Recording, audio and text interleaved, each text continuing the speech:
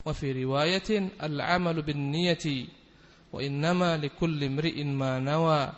Faman kanat hijratuhu ila Allah wa rasulih fahijratuhu ila Allah wa rasulih.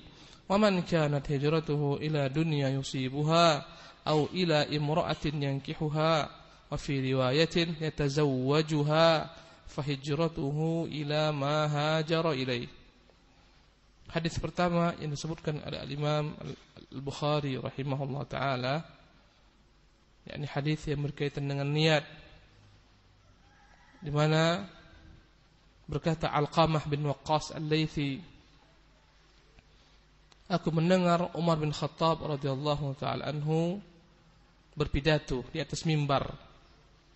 Qala, berkata Umar bin Khattab, sami'tu Rasulullah SAW yaqulu, aku mendengar Rasulullah SAW bersabda, ya ayuhan nas, wahai manusia, innama al-a'malu binniyat, sesungguhnya al-a'mal, semua amalan-amalan, binniyat, dengan niat-niat. Wa fi riwayah, dalam riwayat lainnya, al-amalu binniyah, semuanya amalan, sesungguhnya amalan itu dengan niat. Wa innama likulli imri'in ma nawa, sesungguhnya setiap orang itu ma nawa, dengan apa-apa yang dia niatkan. Dalam hadis yang mulia ini, ikhwan rahimakumullah, muncul pertanyaan, kenapa Al-Imam Al-Bukhari memasukkan hadis ini dalam kitab Bad'ul Wahyi, kitab bermulanya wahyu? Apa kaitan hadis? Apa kaitannya? Apa relevansinya? Para ulama telah berupaya menyebutkan berbagai macam bentuk ijtihad mereka. Kenapa Imam Bukhari meletakkan hadis ini dalam hadis kitab Bad'ul Wahyi? Bagaimana bermulanya wahyu? Seolah-olah zahirnya enggak ada kaitan bermulanya wahyu dengan innamal a'malu binniyat. Berkata sebagian ulama, sebagaimana telah disebutkan Al-Hafidz Ibnu Hajar dalam Fathul Bari, Al-Imam Bukhari ingin memberitahukan bahwasanya dia mengumpulkan hadis-hadis ini semuanya Sahih Bukhari murni dalam rangka mengharapkan wajah Allah Subhanahu wa taala. Seolah-olah dia mengisyaratkan kepada dirinya dan kepada para pembaca tentunya yang datang setelahnya bahwasanya semua ini diperbuat bukanlah kecuali karena Allah Subhanahu wa taala semata. Jadi ini yang disebutkan oleh para ulama. Karena itulah ikhwan rahimakumullah, banyak para ulama yang mulai menulis kitab-kitabnya dengan memulai hadis innamal a'malu binniyat sebagai isyarat bahwasanya hendaklah setiap orang yang bekerja menulis, mengumpulkan hadis-hadis apapun juga, dia ingat bahwasanya perbuatan tersebut adalah untuk Allah Subhanahu wa taala. Karena segala sesuatu yang diperbuat bukan untuk Allah Subhanahu wa taala adalah sia-sia. Berkata penyair Lubaid, ala kulla syai'in ma khalallaha batilu. Ketahuilah, segala sesuatu selain daripada Allah Subhanahu wa taala niatnya dia akan batil, dia akan hancur binasa. Ini isyarat. Tetapi ikhwan rahimakumullah, berkata para ulama-ulama yang lainnya, kalaulah ini merupakan isyarat, kenapa tidak dia letakkan sebelum dia menulis tarjamatul kitab? Kenapa tidak diletakkan di awal sebelum kitab Bad'ul Wahyi? Kenapa enggak dibuat langsung innamal a'malu binniyat? Kenapa setelah adanya tarjamatul bab kitab Bad'ul Wahyi? Kitab bagaimana wahyu bermula. Kenapa setelah ini? Seharusnya andai kata memang ini lebih baik diletakkan di awalnya sebelum ditulis kitab. Kata mereka, pasti ada kaitannya antara hadis ini dengan bab yang dia buat. Maka mereka berupaya untuk mencari-cari tahu apa kira-kira alasan Imam Bukhari meletakkan hadis ini. Kata mereka bahwasanya Rasulullah sallallahu alaihi wasallam ketika melihat penyimpangan di bangsanya, ketika melihat bagaimana bangsanya telah menyimpang pada kejahilian, pada taraf yang paling rendah, di mana mereka mempertuhankan segalanya, memakan bangkai, berbuat kezaliman, maka Nabi sallallahu alaihi wasallam betapa inginnya dia kebaikan dan perbaikan, memiliki niat tapi dia tidak tahu bagaimana memperbaiki kaumnya.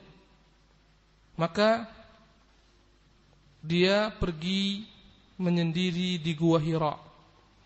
Dia berfikir dan merenung Bagaimana memperbaiki umat yang rusak ini? Sampai akhirnya datanglah kepadanya wahyu. Dan ini menunjukkan bahwasanya Rasulullah SAW sebelum diangkat menjadi nabi telah memiliki niat yang kuat ingin memperbaiki kaumnya. Maka dengan niat inilah akhirnya Allah membimbingnya dan memberikan baginya taufik diangkat sebagai nabi. Diangkat sebagai nabi. Jadi ini munasabatul bab. Inilah kaitan antara bab dengan hadis ini. Seolah-olah Imam Bukhari ingin memberitahukan bahwasanya niat Nabi yang tulus disambut oleh Allah SWT. Niatnya ingin memperbaiki umatnya disambut oleh Allah SWT, dijadikan dia sebagai Nabi oleh Allah SWT. Kemudian sebagian berupaya mengkait-kaitkan antara hijrah, kan di sini ada hijrah. Barang siapa yang hijrahnya akan Allah Rasulnya, maka hijrahnya akan Allah Rasulnya, dan seterusnya.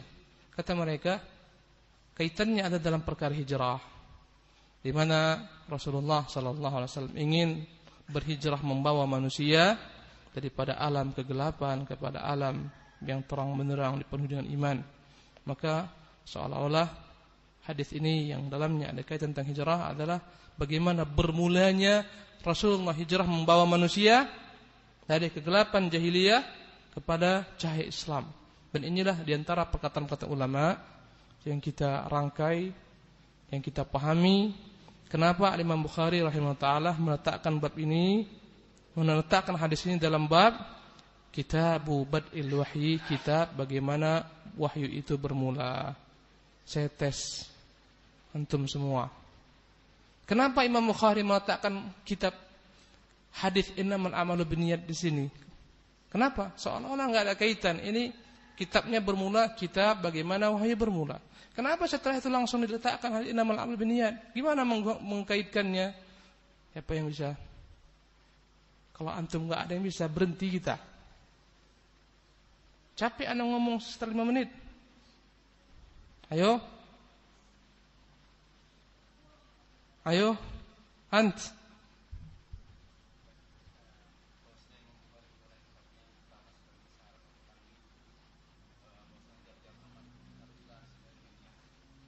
Kemudian yang pertama, bahwasanya Imam Bukhari memulai kitabnya dengan hadis innamal a'malu binniyat sebagai isyarat atau tanbih, seolah-olah beliau mengatakan bahwasanya setiap amal itu haruslah dengan niat. Kemudian yang kedua, bahwasanya tiap-tiap amal itu isyarat dari Imam Bukhari mengisyaratkan seolah-olah bahwasanya setiap amal yang kebaikan itu akan disambut oleh Allah Subhanahu wa taala. Asanillah, al-awwal sah. Asanillah. Yang pertama benar bahwasanya ya Imam Bukhari kata para ulama ingin mengingatkan dirinya, kerjanya ini bukan cari uang. Kerjanya sebagaimana orang sekarang banyak yang buat buku untuk cari uang, untuk cari makan. Bukhari mengingatkan dirinya, ini bukan untuk cari uang.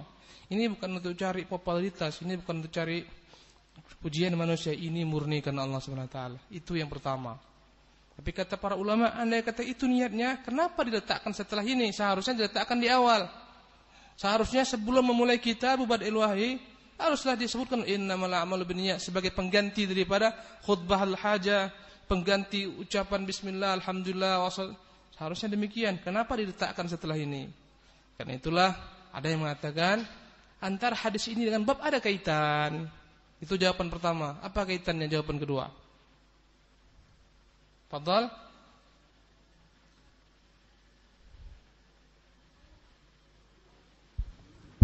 Bismillah. Sebenarnya diketahui sebelum turunnya wahyu, Rasulullah sangat peduli dengan umatnya yang ketika itu dalam kegelapan, sehingga dengan niat beliau yang ingin mengeluarkan umat itu Allah pilih sebagai Rasul. Mumtaz. Jadi antum ambil satu kalimat kunci, pegang niat ini. Kemudian pegang berikutnya kunci hijrah ini. Kaitannya bahwasanya ketika Rasulullah melihat umatnya yang begitu jauhnya daripada penyimpangan, betapa Rasul ingin agar umatnya itu benar, tapi dia enggak tahu caranya. Ya, dia pergi menyendiri ke Gua Hira. Dia berpikir merenung bagaimana caranya umat ini supaya dapat terangkat daripada kejahilian. Niatnya yang tulus ini disambut oleh Allah SWT, jadikan dia sebagai Rasul. Niat. Kemudian yang ketiga kata-kata hijrah. Gimana? Betul? Ant Muhammad. Lamma, aina ant? Siapa? Tafadhal, Heri.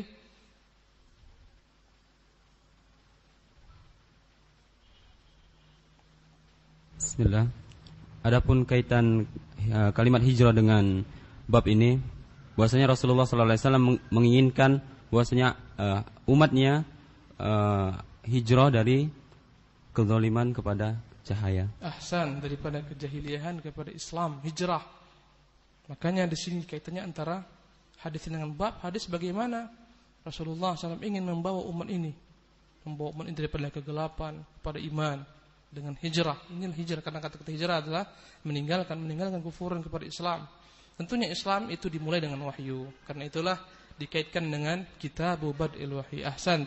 Kemudian, ya ayuhan nas, ya, berkata Alqamah bin Waqqas, aku mendengar Umar bin Khattab radhiyallahu ta'ala berpidato. Ya, ikhwan, ketahuilah hadis ini, hadis innamal a'mal binniyat, adalah hadis yang gharib. Arti gharib artinya para perawinya semua satu. Nanti di bawah baru bercabang sampai 200 yang meriwayatkannya di bawah. Tapi adapun dari Umar kepada berikutnya satu perawinya. Ya, subhanallah. Tapi hadis ini tidak lagi teragukan kesahihannya, karena hadis ini didukung oleh sejumlah dalil tentang wajibnya ikhlas dalam beribadah kepada Allah Subhanahu wa taala. Kemudian sami'tu Umar bin Khattab radhiyallahu anhu yakhutubu al-mimbar. Aku mendengar Umar sedang berpidato di atas mimbar. Qala, berkata Umar, sami'tu Rasulullah, aku mendengar Rasulullah SAW yaqulu, bersabda. Jadi ini adalah perkataan Rasulullah yang dinukil oleh Umar bin Khattab dari atas mimbarnya, menerangkan kepada manusia tentang pentingnya hadis ini. Ya ayuhan nas, wahai manusia. Dalam sebagian riwayat disebutkan kata-kata ya ayuhan nas, dalam sebagian riwayat lainnya langsung innamal a'malu binniyat. Ya ayuhan nas, wahai manusia. Innamal a'malu binniyat. Innama lil hasr. Arti lil hasr menfokuskan, mengkhususkan. Innamal a'mal, sesungguhnya amalan-amalan apapun juga binniyat, dengan niat-niatnya. Kata-kata al menunjukkan dia itu yufidul istighraq, mencakup semua amalan, tidak ada yang keluar daripadanya. Semua amalan itu harus dengan niat. Wa fi riwayah, dalam sebagian riwayat al-amal binniyah, dengan lafaz ifrad, sesungguhnya amalan dengan niat. Yang sebelumnya sesungguhnya amalan-amalan dengan niat-niat. Dalam sebagian riwayat sesungguhnya amalan dengan niat. Wa innama likulli imri'in ma nawa, dan sesungguhnya bagi setiap orang itu ma nawa, apa-apa yang dia niatkan. Para ulama sebagaimana Imam Ibnu Rajab Al-Hambali rahimahullahu taala bertanya-tanya, apakah penggalan yang pertama innamal a'malu binniyat dengan wa innamal likulli imri'in ma nawa ini adalah merupakan perkataan yang saling kuat menguatkan, seolah-olah sesungguhnya semua amalan itu dengan niat, dan sesungguhnya bagi setiap orang adalah ganjaran apapun yang diinginkan. Seolah-olah menurut mereka ungkapan yang kedua adalah memperkuat ungkapan yang pertama. Dalam bahasa Arab itu taukid. Apa? Taukid. Apakah benar perkataan para ulama bahwasanya ungkapan kedua hanyalah memperkuat yang pertama, atau ada perbedaan? Al-Imam Muhammad bin Shalih Al-Utsaimin menyebutkan ada perbedaan antara kedua-duanya. Kata Al-Imam Ibnu Utsaimin, perkataan itu asalnya adalah yakni at-ta'sil, memiliki makna. Andai kata perkataan dapat memiliki makna, enggak perlu kita katakan ini mengulangi yang ini, tapi masing-masing memiliki makna. Al-aslu fil kalami ta'sis, katanya. Asal muasal perkataan adalah memiliki makna yang tersendiri, bukan untuk dikuatkan. Tapi andai kata ada tujuan tertentu, barulah dikuatkan. Dan dalam hadis ini kata beliau rahimahullah taala, antara kedua penggalan ini memiliki makna yang berbeda-beda. Adapun lafaz yang pertama, innamal a'malu binniyat, sungguhnya semua amalan-amalan dengan niat-niat, atau amalan dengan niat, kata beliau, ini adalah niyatul amal. Penggalan pertama niyatul amal. Niat amal itu, ikhwan, berbeda-beda. Niat apa? Amal. Kata beliau, antum ketika sholat 2 rakaat, ada yang dia sholat sunnah sebelum subuh. Ada orang yang mungkin dia musafir, kemudian dia lihat waktu sudah dekat, mau keluar, langsung dia sholat subuh 2 rakaat. Dalam waktu yang bersamaan, dua orang melaksanakan sholat 2 rakaat. Apakah sama? Sama atau enggak? Apa yang membedakannya? Gerakannya semua sama 2 rakaat. Apanya yang membedakan? Niatnya. Maka kata Syekh Muhammad Al-Utsaimin, maka penggalan pertama ini menunjukkan niatul amal berbeda-beda. Niat amalan manusia berbeda-beda. Jadi niat fungsinya membedakan antara amalan dengan amalan. Jadi fungsi niat membedakan antara amalan dengan amalan. Orang puasa, ya, yang ini puasa qadha mengganti karena Ramadannya batal, dia sakit. Yang ini puasa Senin dan Kamis contohnya. Apa yang membedakan? Niat. Maka penggalan pertama ini kembali kepada niatul amal. Niat amal itu berbeda-beda. Jadi fungsi niat adalah membedakan antara amalan. Amalan apa? Antara amalan ibadah dengan ibadah lainnya. Jadi fungsi niat untuk membedakan amalan. Amalan apa? Antara ibadah dengan ibadah lainnya. Contohnya puasa sunnah dengan puasa wajib, salat sunnah, salat wajib. Jadi fungsi yang pertama. Fungsi yang kedua niat, ya. Antum lihatlah, ada orang mandi basahin rambutnya semuanya. Ini juga mandi. Yang ini mandi karena mimpi dia. Yang ini mandi karena dia mau fresh, mau pergi ke PT, dia mau tampil segar. Sama-sama mandi. Apa yang membedakan? Niatnya. Dan ini menunjukkan bahwasanya niat manusia itu berbeda-beda ketika beramal. Ada niatnya ketika beramal ini untuk mandi kebersihan. Ini kebiasaan. Mandi kebersihan itu adalah hal yang menjadi kebiasaan manusia. Namanya apa? Adat. Apa? Adat. Adapun mandi yang berkaitan dengan ibadah, mandi wajib itu ibadah. Maka fungsi niat adalah membedakan antara kebiasaan dengan ibadah. Jadi ikhwan rahimakumullah, antum melihat seorang, kenapa enggak puasa? Kenapa kamu enggak makan? Saya lagi diet, sampai siang sampai sore. Nanti ketika maghrib baru dia makan. Kenapa baru sekarang makan? Diet. Yang satu sama, maghrib baru makan. Kenapa? Puasa. Apa yang membedakan? Niat. Yang ini berbuat karena motivasi ibadat, kebiasaan orang andai kata mau kurus harus diet. Ini berniat untuk ibadah. Maka fungsi niat membedakan antara amal ibadah yang satu dengan ibadah lainnya, atau membedakan antara ibadah dengan kebiasaan. Maka penggalan pertama innamal amal binniyat, kata Syekh Muhammad SAW, ini kembali kepada niatul amal. Niat amalan yang berbeda-beda. Saya tanya, pokoknya yang ngantuk dia yang saya tanya. Baik. Coba dulu antum sebutkan apa itu fungsinya niat. Untuk apa kita berniat? Antum?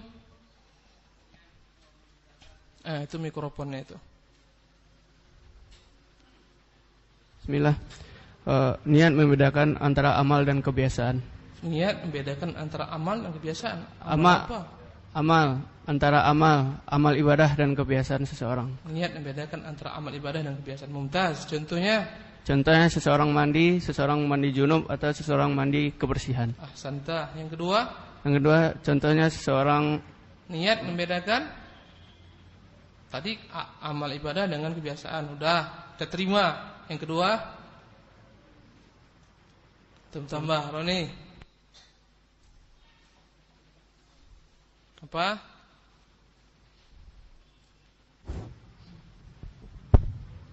Niat membedakan amalan. Amalan apa? Membedakan setiap amalan tuh. Amalan apa? Silakan.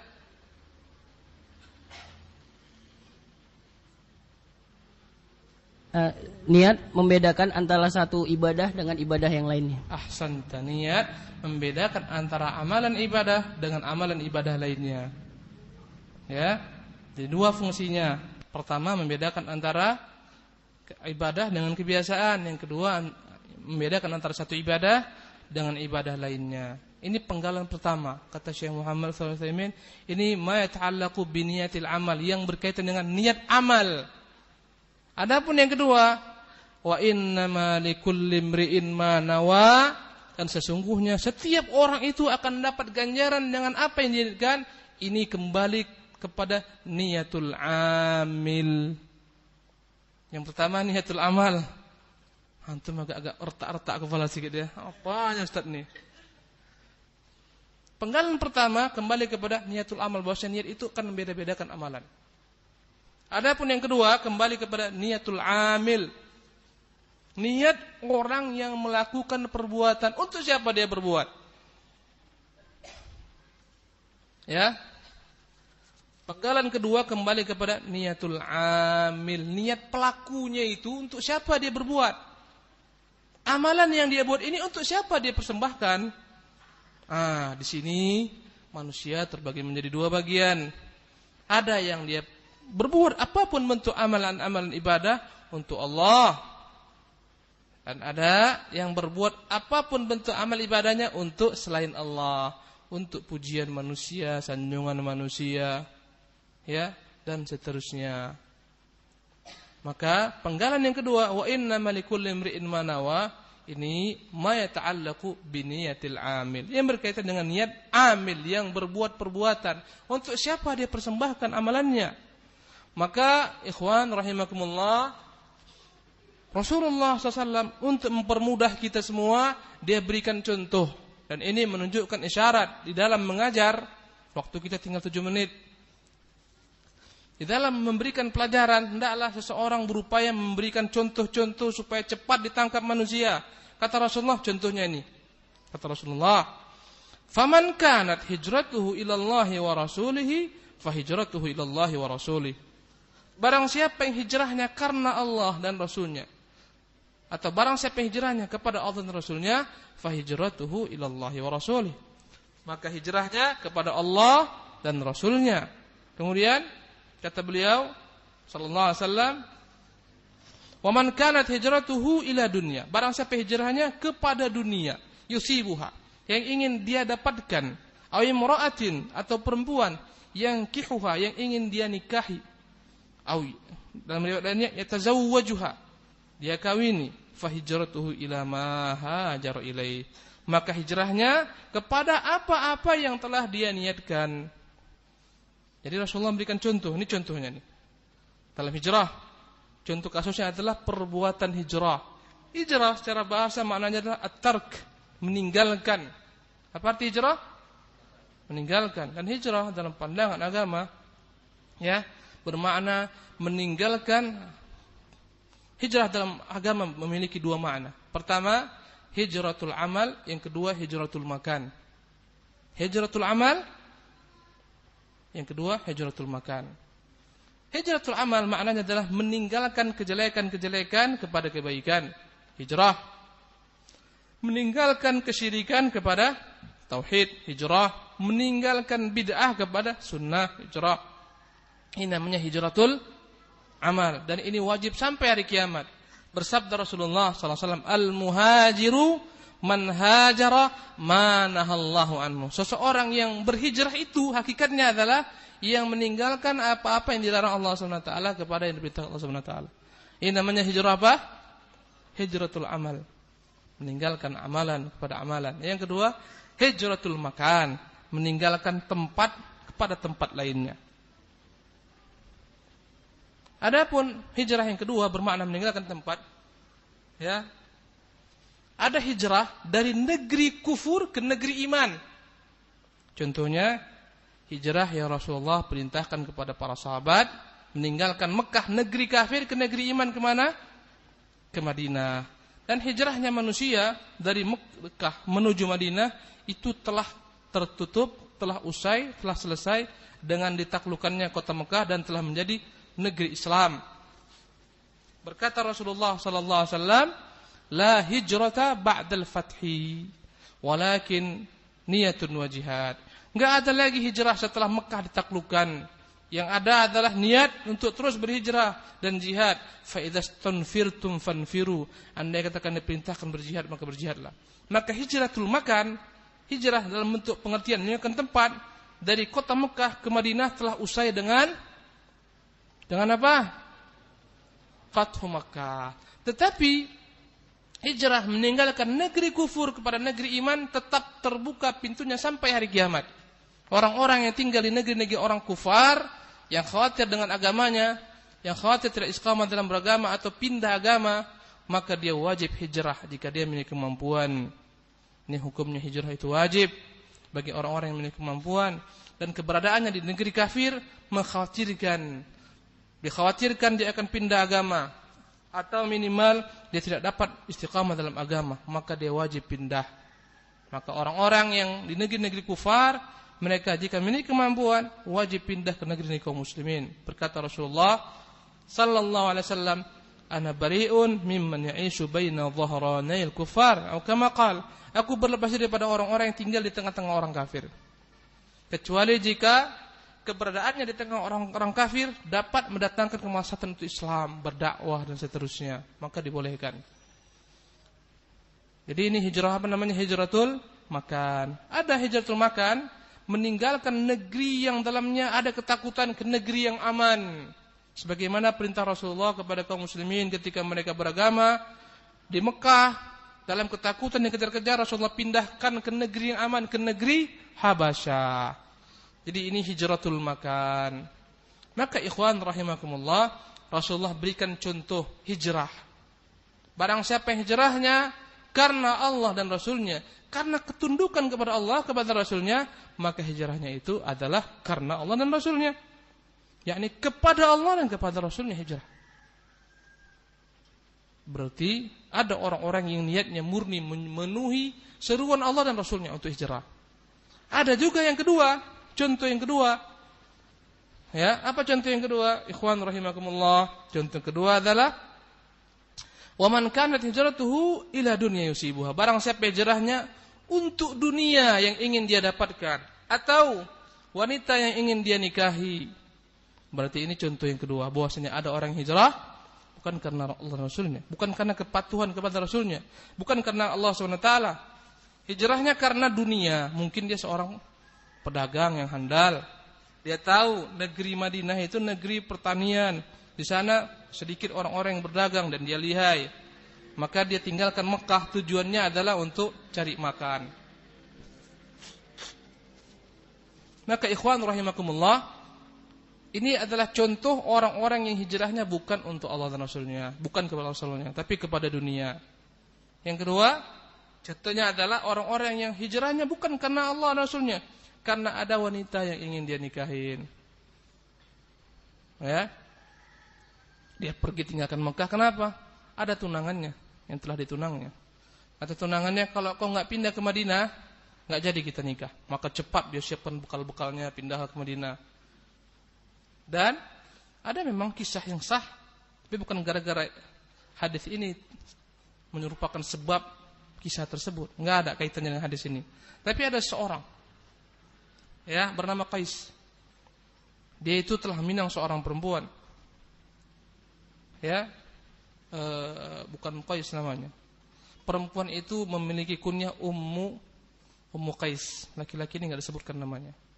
Dia tinggalkan kota Makkah karena telah bertunangan dengan Ummu Qais. Kata Ummu Qais, kalau mau aku pergi hijrah. Dia pun hijrah, tinggalkan Makkah. Maka orang-orang menyebutnya sebagai muhajiru Ummu Qais. Dia itu muhajir yang hijrah untuk Ummu Qais.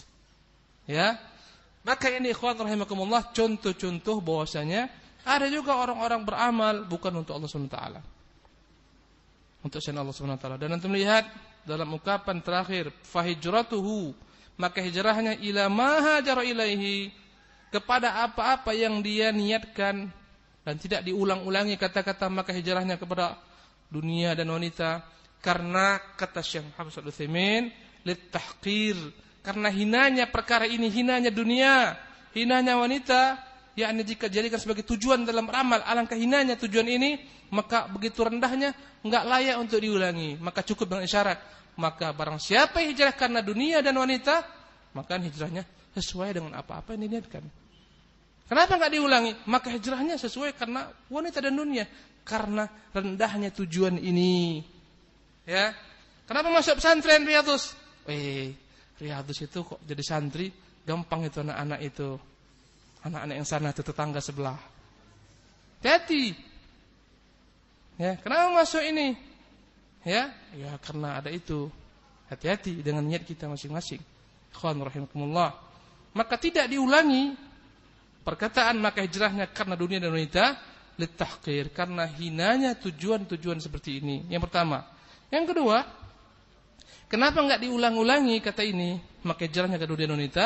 Yang kedua, karena tujuan-tujuan dunia banyak, bukan hanya dua, bukan hanya dunia dan wanita, banyak sekali tujuan-tujuan selain Allah SWT, banyak yang tidak ada batasannya. Ada karena ingin pamer, ingin dipuji, ingin dipuja, ingin pengikut yang banyak, popularitas, ingin macam-macam. Karena banyaknya tujuan-tujuan selain Allah, maka tidak disebutkan kembali karena dunia dan wanita. Karena banyaknya tujuan-tujuan selain Allah Subhanahu wa taala. Maka inilah ikhwan rahimakumullah pembahasan hadis innamal a'malu binniyat. Saya tanya sebelum kita akhiri majelis ini. Apa beda antara penggalan pertama dan penggalan kedua? Innamal a'malu binniyat wa innamal likulli imri'in ma nawa. Bedanya apa? Siapa yang jawab? Fadhal. Giliran antum sekarang, kasih mikrofon. Panas sekali ini ya. Fadhal. Bismillah. Penggalan pertama menunjukkan niat amal dan penggalan yang kedua adalah niat sang amil. Cak antum jelaskan apa itu niat amal, niat amil. Apa kata antum ini? Enggak paham kami. Innamal a'malu binniyat, artinya amal perbuatan itu tergantung dari niat, maka setiap amal itu ada niatnya. Kemudian yang kedua wa innama likulli imri'in ma nawa, adalah orang yang melakukan perbuatan itu niatnya untuk apa? Ahsan, mumtaz. Bagus. Baik. Kemudian pertanyaan yang kedua, apa itu hijrah secara bahasa? Kenapa itu hijrah secara istilah? Fadhal Abdurrahman, belakang.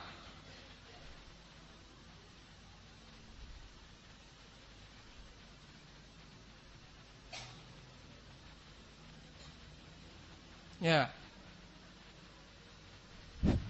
Bismillah. Hijrah dalam bahasa artinya tarkun. Di sini bermakna hijratul amal, yaitu hijrahnya dari amal keburukan kepada kebaikan. Tunggu dulu. Pelan-pelan. Secara bahasa apa artinya? Tarkun. Apa arti tarkun? Meninggalkan. Secara istilah yang pertama hijratul amal, yaitu meninggalkan amal dari satu amal keburukan kepada kebaikan seperti dari bid'ah ke sunnah. Mumtaz, ahsanta. Kedua adalah hijratul amil. Hijratul amil. Jangan masukkan satu dengan lain. Ikhtalatal habil bin nabil, bercampur baur mana habil nabil. Yang kedua, ayo. Hijratul makan. Hijratul makan. Nah, majratan. Maksudnya? Hijrah dari negeri kafir kepada negeri yang aman, atau hijrah dari negeri yang ada ketakutan. Yang pertama, hijrah dari negeri kufur kepada negeri yang muslim, ya, yang aman, atau dari negeri yang ada ketakutan kepada negeri yang aman. Mumtaz. Itu pembagian hijrah. Bagaimana dengan hijrah ke Mekah? Apakah masih diwajibkan? Tidak, setelah Fathul Makkah tidak ada lagi hijrah, tapi hijrah dari hijratul amal tetap. Karena kata Nabi, la hijrata ba'dal fath. Enggak ada lagi hijrah setelah ditaklukkannya Mekah. Ungkapan ini juga dikatakan para ulama terhadap Al-Imam Ibnu Hajar yang memiliki kitab Fathul Bari. Tidak ada kitab yang terbaik menjelaskan hadis Sahih Bukhari melainkan kitab Fathul Bari. Karena itulah ulama mengatakan la hijrata ba'dal fath. Setelah ada Fathul Bari, enggak perlu kita baca syarah yang lain. Cukup Fathul Bari saja. Ahsan. Pertanyaan terakhir sebelum kita pulang. Ya. Kenapa pada ungkapan yang kedua Rasulullah SAW tidak mengulangi lafaz bagian yang pertama? Yang pertama kata Nabi, barang siapa hijrahnya karena Rasulnya, maka hijrahnya untuk Allah Rasulnya. Yang kedua, barang siapa hijrahnya untuk dunia, yang ingin dia dapatkan atau wanita yang ingin dinikahi, maka hijrahnya sesuai dengan apa-apa yang dia tujukan. Kenapa enggak diulangi? Al-ijabah al-awal karena buruknya niat tersebut, rendahnya tujuan atau niat tersebut. Mumtaz, karena rendah kali wanita jika tujuannya hanya untuk dapat akhwat, rendah kali kita ngaji. Jika tujuannya karena untuk dunia, cari makan, rendah kali kita belajar. Ahsan, karena rendahnya tujuan ini. Jangan dibilang karena rendahnya wanita, marah mereka, bahaya. Rendahnya tujuan ini. Tayyib, yang kedua, karena banyaknya dari masing-masing tujuan itu. Karena banyaknya tujuan-tujuan selain Allah Subhanahu wa taala. Mumtaz. Kita cukupkan sampai di sini. Aqulu qouli hadza wa astaghfirullah li wa lakum wa atubu ilaih. Wassalamualaikum warahmatullahi wabarakatuh.